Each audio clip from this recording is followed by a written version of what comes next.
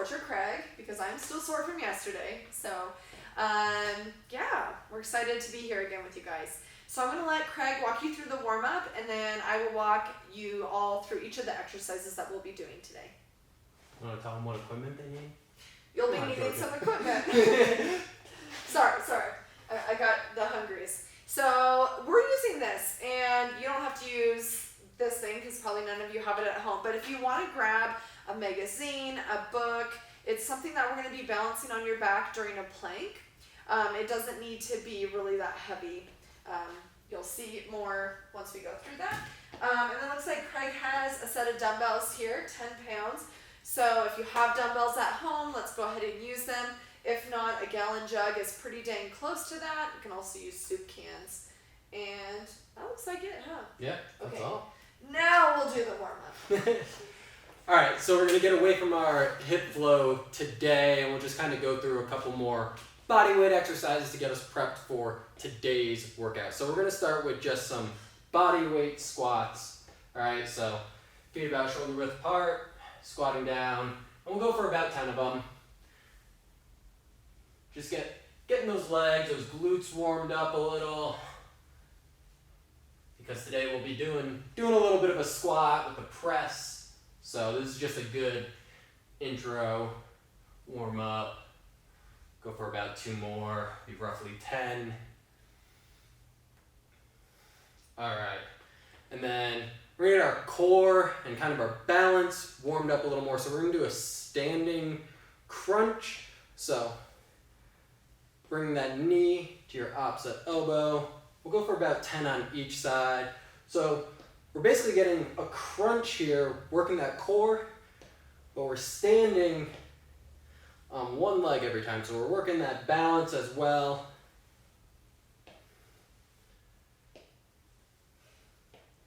And you can pick up the pace a little once you get a little more warmed up.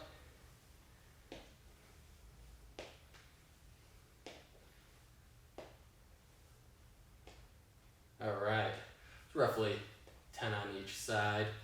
Then let's just get our lateral movements warmed up a little. So we'll just do a lateral squat. I know Georgia probably got you guys a little sore yesterday with her weighted lateral squats, so this is good. Just doing it without any weight, just working some of that soreness out and getting those glutes activated a little more. We'll go for about 5 on each side.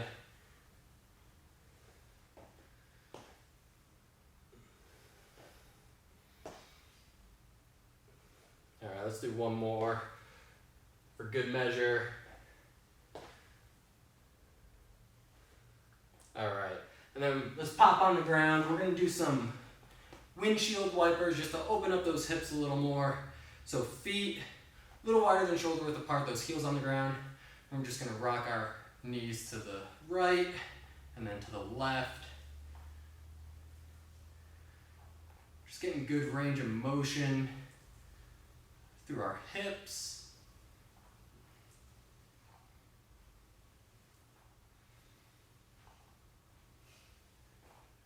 Go for about 5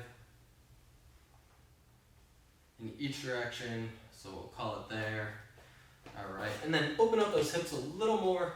Let's just sit in this nice deep like frog squat here, so my heels are on the ground. All right, and we're just gonna sit nice and deep here for, a good 15 or so seconds, just opening up those hips a little. You can kind of play with it, kind of rock those knees into the center a little, keeping those heels on the ground, just opening up those hips, kind of move around with it a little.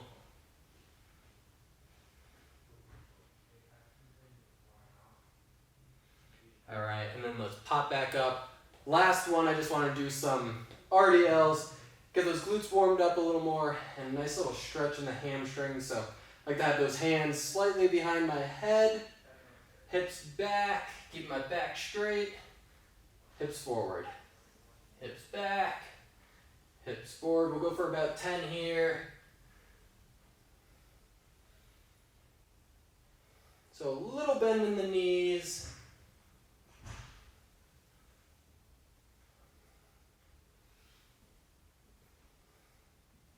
Make sure you keep that back straight.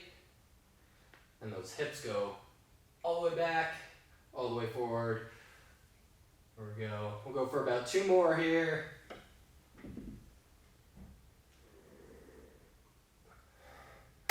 All right. That was good. Georgia's gonna walk us through our workout. All right, so grab your book or magazine or whatever it is. And the first exercise we're going to be doing is a plank complex. So like I said, we'll walk through all these exercises. Don't Craig, do that. Craig is already failing at it. So he's balancing this kind of on the small of his back there. He's going to pick it up with one hand and flip into a side plank. Put it back, come forward. Reach back, flip to the other side. If this looks crazy and you're like, there's no way I'm doing that, that's totally cool. I'd just like you to hold a plank. And I forgot to grab it before yeah, if you just want to balance out on the back to make sure your hips are staying level, that's fine too. But if you want to up the game here, go ahead and try this with Craig. The second exercise is going to be alternating squat to press. I love this exercise. Craig comes down into a squat and he presses up. So he's holding the dumbbells shoulder height to start. When he presses up, he's pressing up the dumbbell and driving up that same knee, okay? So if he's driving up his left knee, it's that left hand. He did a good job too of kind of pausing at the top. That'll also be for a minute. In and outs, this is a core exercise here with a little bit of back work in it. He's gonna lay face down. He's gonna elevate hands and feet off the floor. We don't have a lot of room for you, huh? And see, if you were short like me, you wouldn't have this problem. So he's just kind of moving his hands apart and feet apart, keeping them off the ground. And he's holding his torso up by keeping that core nice and strong. Kind of like a Superman. Great modification for these if they're a little too challenging or they hurt your lower back is just to drop the feet and just do the hands. Now we're going to do a hip bridge. So you can do this with weight. I'll probably make Craig do it with weight. We'll see. But he's going to start in a bridge position with the hips and then drop the hips to the floor. If you'll notice, he stays on his heels here, and that way it really helps him push up and through and engage the glutes. And then finally, before cardio, we're going to do inchworm toe taps. Starting in straight arm plank, he's going to reach a hand back and touch the opposite toe and just go back and forth here. Good. The surface is a lot more slidey than the turf, huh? Just a little. I feel like it's hard Which to just gets that core involved more. That's right, that's right. Then for cardio, we'll do some line hops like this and some jump turns. It's hard to read your handwriting, Craig. It's terrible. I don't read it well. Should have been a doctor. No, the clients aren't in here, so I don't have to write That's true. neatly. Just scribble. All right. So let's grab your magazine or book or whatever it is we're using, and we're gonna start here in about 10 seconds. So you can kind of set it up like Craig just did. If it falls off, that's really no big deal. We'll just go ahead and pick it up and put it back on. That's a big deal. 2, That's kind of 1, and go. the whole point of the exercise. If it falls is off, to, restart the video. All right. Goes back to the warm up. That's right. That's right. So Craig reaches behind first, and that's a tricky thing because as he reaches behind, he's having to keep his whole body straight and level. So a lot of like that. Otherwise, that will happen. I'm going to stay out of the way. You're going to hit me in the face with that. So as he comes to the side plank, he holds that magazine or book or whatever it is straight up towards the ceiling, finds a little pause there, make sure he has his balance, and comes right back down. The tempo on these is completely up to you. If you find them really challenging, just try to get one in, hold front plank for a little bit, feel like when you're ready to do another one, then jump right back in. Cool. Where'd you find these, Craig? I've never seen these before. This one I found on Instagram. Nice. Dom Scott, professional runner, posted it. She runs for Adidas. Nice. Awesome. Cool. Right, we'll take our 15-second break. Go ahead and grab those dumbbells, water jugs, soup cans, whatever you got. Find yourself in a stance here like Craig is, feet shoulder width apart, and park those dumbbells on the up by the shoulders, and go.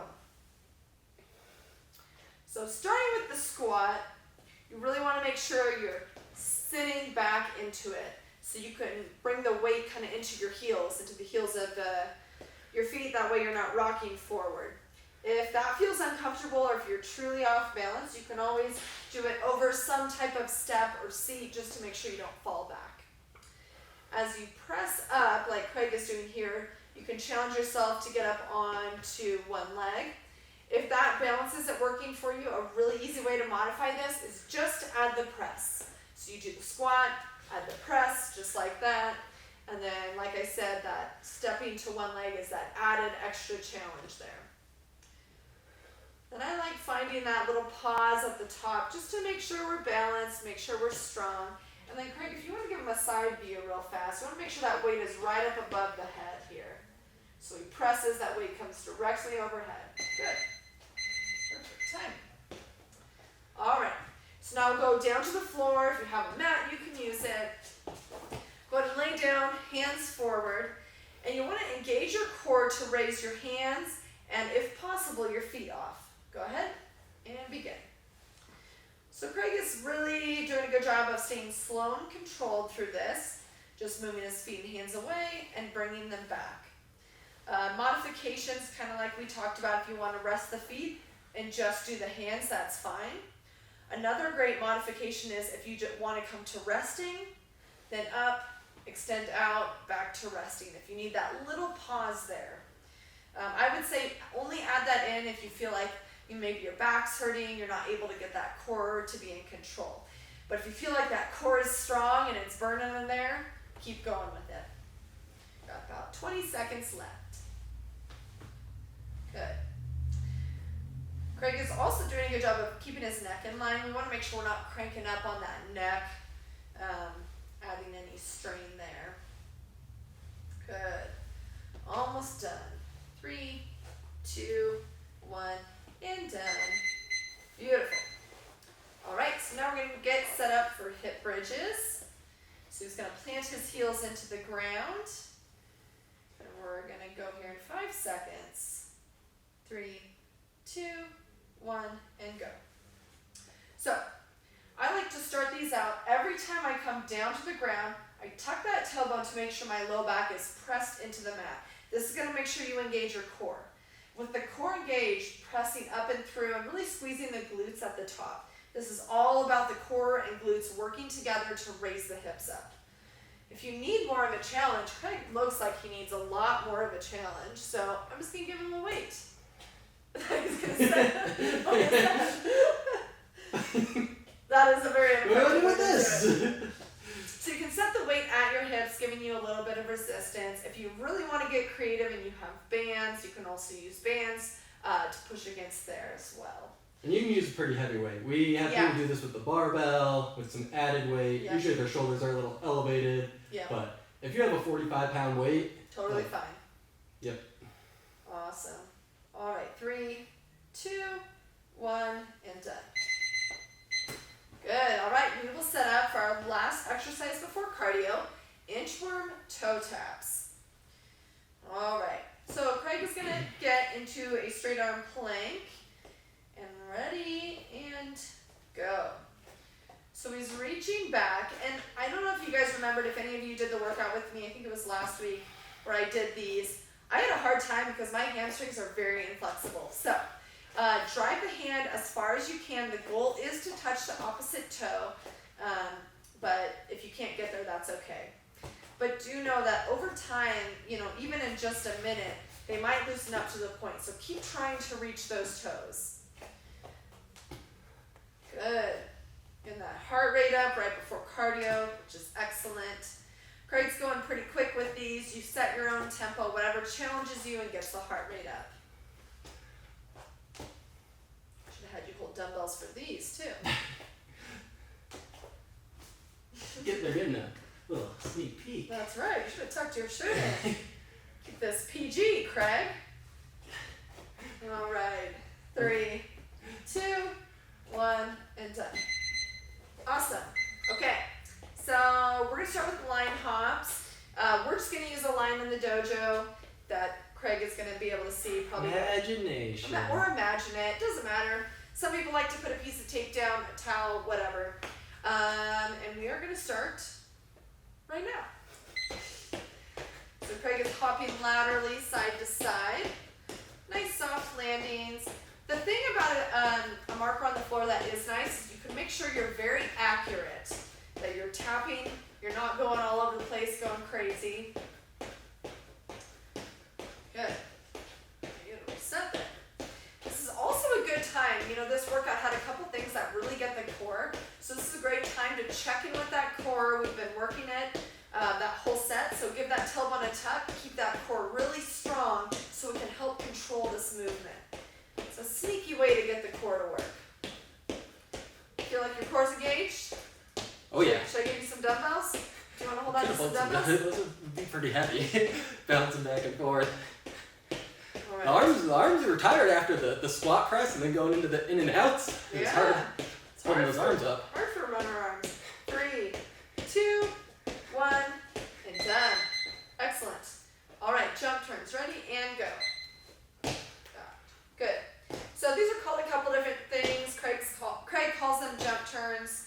You can call them squat rotations. But essentially it's a squat jump with a turn. And Craig is turning 180 degrees here, which is awesome. If this is too challenging, here's a couple things we can do to modify it. You can do just a 90 degree turn, like Craig's doing here, a little quarter turn. Or you could just do a regular squat jump. I would like you to try the twisting simply because it just adds that element of that core working to help turn, but also that stabilization and that balance as we land at a different angle. Bet these burn. I have no sympathy after my last workout. It got me. All right, 10 seconds. All right, awesome. Good work at home. 3, 2, 1. Done. Yes. All right. We'll see you back here in 2 minutes. I need my food.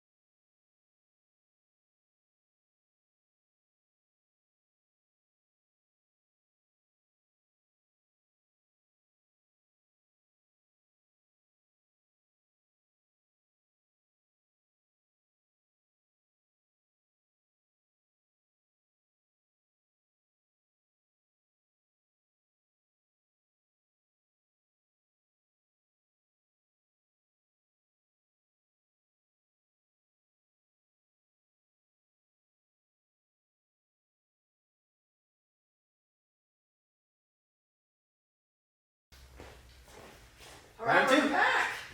Oh gosh. Didn't set the timer. Okay, you guys have 15 seconds. A little extra time since that was kind of a quick break. All right. So we'll go ahead. It's this tech t-shirt. That's right. That's right. Also, that thing is bigger than your entire back. And go. All right. So Craig's going back into his planks, and he asked me to write the trivia today, and I wrote it when I was really hungry. So the trivia is about food.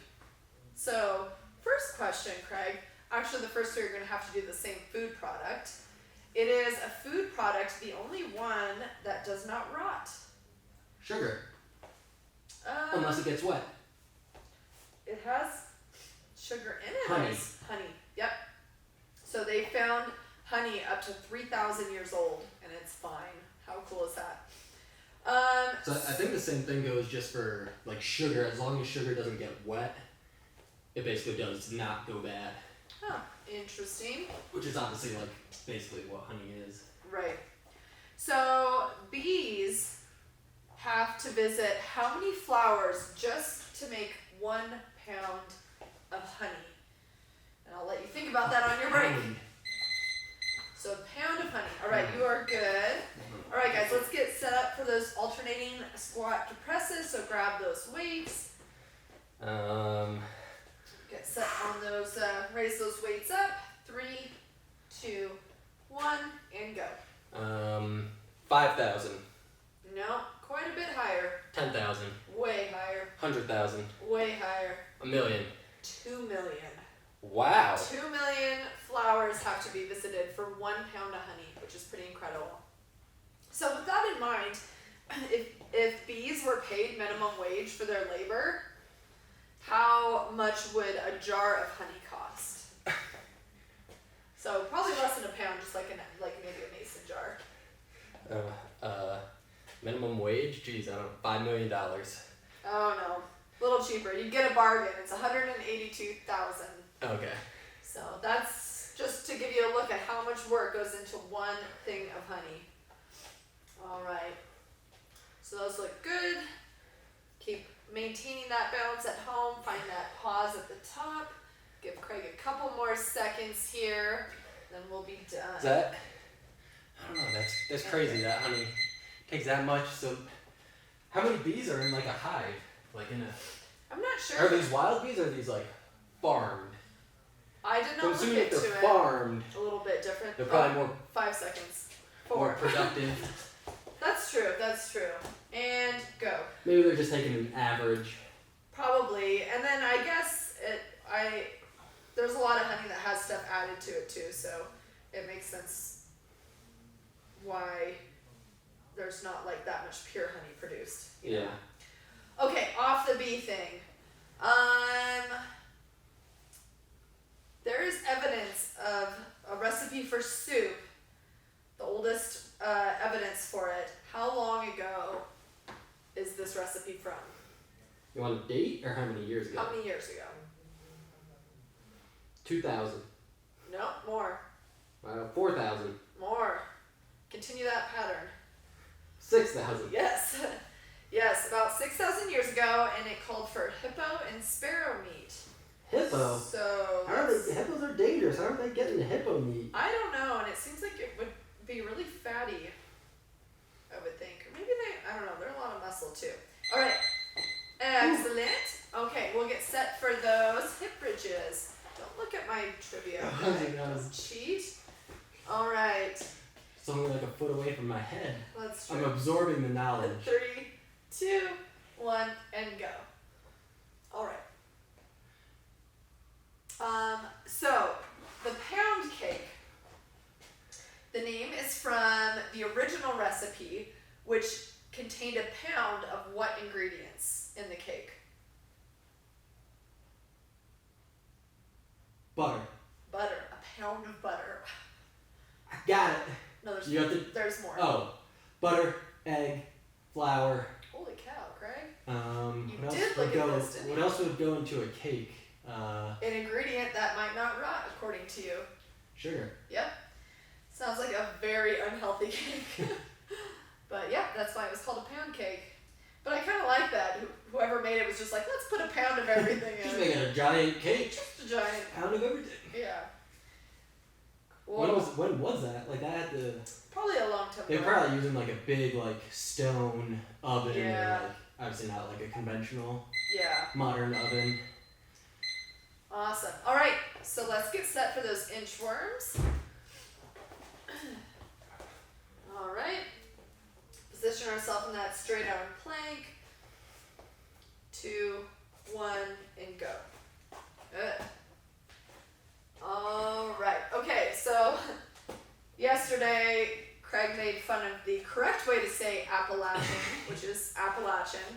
So there is a tooth decay issue in central Appalachia that has a name, and I can't tell you the name because it'll give away the question or the answer, but the tooth decay is caused by a particular kind of soda. Do you know what kind? Grape. Nope. Like a flavor. When you No, say particular type. no, like a brand. Like brand of soda. Like Pepsi, but it's not Pepsi. Coke. Nope. RC. Nope. Dr. Pepper. Nope. What other brand? This one's really bad for your teeth, clearly. I'll give you a hint. The name of this is called Mountain Dew Mouth. Mountain Dew? Yep. Yeah, but so Mountain Dew is like a type or a flavor, it's not. It's not a flavor. That's its whole thing. Yeah, but it's owned by Coke or Pepsi. That's what I was thinking. ridiculous. I don't know. Because there's about Coke, Pepsi, and I think Dr. Pepper is still And- independent. that. Oh, we're doing cardio. So let's start with our line hops. Do you want to mix this up? Because last time you went side to side. Yeah, I'll go forward and back. Forward and back. And go. Yeah, it's called Mountain Dew Mouth. So it is actually pretty bad there, and it causes a lot of decay of teeth and stuff. So in Kentucky, we're staying over there. That's where Jason thinks I'm from. That's right. In Kentucky, it is illegal to carry this food item in your back pocket. Broccoli. No. Is it I'll give something you a hint. healthy? No, it's a dessert. It'd be in that category. Cookie. No, but I'll give you another hint. You don't want to keep this in your back pocket, and it won't be able to be there for long. A brownie. Chocolate. No, but it will melt. Ice cream. Yep, an ice cream cone. Totally illegal. In You your cannot back carry pocket. it. Huh. I wonder if you can carry it in your front pocket. It'd be really bad if it was chocolate ice cream. So That's that's gonna look like something else. That is very true. Good point. All right, right into those turn jumps and go. Good. All these food questions making you hungry? A little. Want dessert? Yeah. All right. Apples, pears, and plums. Fruits. Correct, actually, but they belong to a flower family. What flower? Apple, plums, and fruit. And Apple, plums, pears. pears. Ooh, flower family. I'll give you a hint. By any other name, it would smell as sweet. He does not know his Shakespeare or whatever that was. Nope. So one of the prettiest flowers, a flower of love. A lotus flower? Oh, rose. Come Rose. on. I don't know Yeah. what lotus flower is. I just know that there's a song called like Lotus Flower, and it's a love song. Gotcha. And done. Yes, they are all part of the rose family. Huh. All right. Ponder that for 2 minutes, and then we'll be back.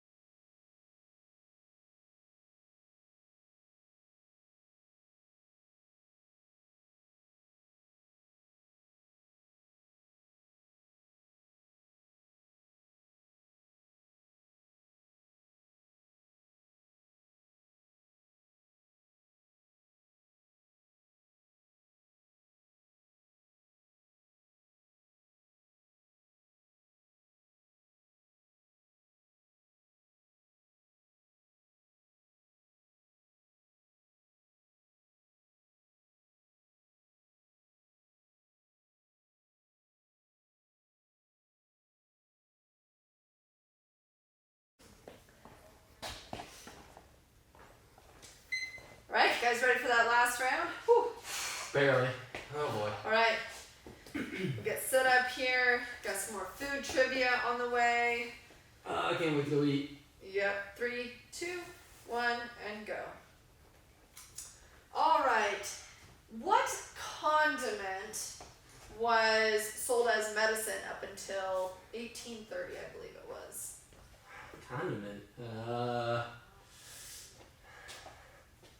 Is it like, I don't know if it's really a condiment, but like vinegar? Nope. No, this is like, you would definitely think of this as a very traditional condiment. Huh. So, ketchup? Yeah. Is it, because it kind of is acidic, right? Is that kind of the Yeah. reasoning? Do you know? I don't know, like, I don't know if maybe it was a different recipe. I'm sure it's different, the ketchup we eat now, but so is Coca-Cola. That was a medicine. Because I cook it. That is true. All right, Craig, what's the most expensive pizza that you can order in the world? I'll give you a hint. Probably something with like gold flakes on it. Probably. It takes 12 hours to make, so I'm not really sure what they're putting in it. And you're done. Like how expensive is it, or? How expensive is it? Ooh, like $180,000. Oh, 180,000? Yeah. You're crazy. No. Who would pay that much for pizza? Oh, that's what I'm thinking. Alternating squad press. 3, 2, Gold flakes 1, on it. and go. No, this is gonna really disappoint you. I thought you were saying 180. Is it $200? It $12,000. Okay. 12,000. So I you're- still can't afford it. no. Could you if it was $200? That's pushing it. But yes. All right. So, what do you think is the most frequently stolen food item in the world? Ooh. Bread. That's what I would have thought too. Like I'm thinking just like yeah, you're. poor, you Yeah. know, people just getting the necessities. Yeah. But Like this a is candy bar. No, but I would think you're closer with your bread line of thinking. We'll go bread and Milk, no, eggs, no. bread and wine, It's next to milk orange in juice, the dairy aisle. butter, Yep. No, I mean cheese. cheese. Oh, Oh my gosh. cheese is Sorry. the most stolen. Yeah, cheese is. So good to know. Okay. All right, let's get ready for those in and outs. Maybe this 3, is like a big cheese 2. wheel. 1. It was just a one-time thing. It's just like sliced Kraft cheese. All right. So speaking of cool food things, scientists can make dynamite out of what food? What? Yeah. This is news to me as well. I'm gonna give you a hint because it is so you're not gonna get it. Have I ever eaten it? Yes, you have. Yeah, you eat it every day. In something, but you eat it every single day. Yeast. Nope. Craig eats, just so you guys know, Peanut butter. Peanuts, yeah. Peanuts. Craig eats a PB&J like literally every single day. I haven't had one today. You better fix that. Well, because I mean, you don't eat them for breakfast. I assume that you do. 3, 2, 1, and done. Awesome. Go ahead and get set up for the hip bridge. All right, yeah. I don't know how they do it, but I looked it up. Also, this one is a little bit... Facebook says you can do it. Yeah, 9 out of 10 people agree. 2, 1, and go. So this one may be a little more useful to you at home because I assume most people aren't going to go make dynamite out of peanuts. I haven't tested this, but I saw this on the trivia sheet that you can prevent yourself from tearing up cutting onions by doing this trick. Craig, what is it? Not cutting onions. Never eating another onion again. No, You are- when you're chopping it, keeping the onion together, and that way the fumes, the juices like don't get out of the onion. Seems really hard. This other suggestion says to bite down on a wooden spoon. Huh. I don't know why. Yeah. Well, if you also more practical, if you just try to keep the onion like together, like Have as you tried you're, it? yeah, as you're dicing and Does it slicing work? it. Yeah. Oh. But as soon as you kind of like let the onion fall apart, everything. I kind of like the feeling. Kind of like feeling like my sinuses are clearing out. I don't mind it. I embrace it. Just. Try the wooden spoon thing though. I want to know if that works as You just well want or me to- not. Alright. You just want me to embarrass myself? Yep. I'm just making this up. All right, set up for inchworm toe taps. Next workout, should we bring an onion and a wooden spoon? Yes, that's what I'll be doing while Craig does his workout. 3, 2, 1, and go. Okay. The person working out biting the wooden spoon, but you're chopping the onion Yes, right in front of their face. right underneath you. How many hamburgers does McDonald's sell every second? Ooh, a million. Every second, Craig? There's a lot of McDonald's. It's 75. Oh. But that's every second. Think about that. Yeah, it's pretty. I'm crazy. You were really far off on that one. Awesome. What's the biggest fast food chain? Hey, I'm asking the questions here. What is it? At least it used to be Subway. I think they closed a bunch of stores, so I don't know if they are anymore. Interesting. Subway over McDonald's, yep. Wow. What is the weirdest Dunkin' Donuts flavored donut? Well, that's an opinion. It is. It's my opinion because I'm asking the questions. I just wanted to ask it so I could tell you this cool fact. Unicorn. The cool fact is this. In South Korea, there's a Dunkin' Donut. Well, they have Dunkin' Donuts there. Broccoli. And it's glazed garlic. Huh. Okay. All right. I'm gonna go side to side again, I don't know. And go. 1 minute. Okay. Number questions. How many tomato varieties are there? 100.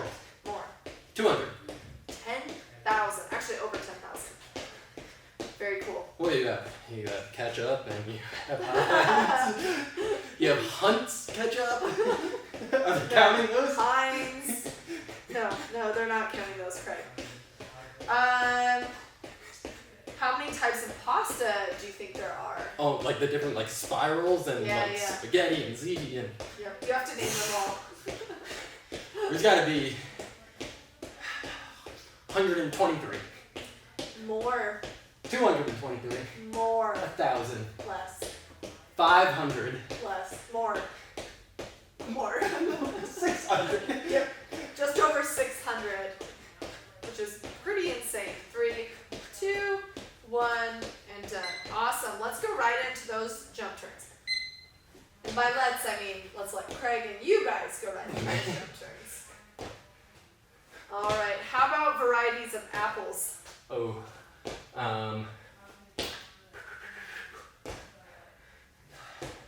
500. 7,000. Over 7,000. Dang. How about grapes? 7,000. 8,000. That was the only one you were close on. It's within 1,000. And then last question for you. How many banana-related accidents happen in Britain every year? People slipping on bananas. 4. Over 300 are reported. That was in 2001, so maybe people have wised up or they've done some more education. Maybe it was just a phase they were going through. There's like, Internet memes. yeah, that perhaps could be the reason. Maybe Mario Kart was really Yeah. popular. Alright, you guys are almost done.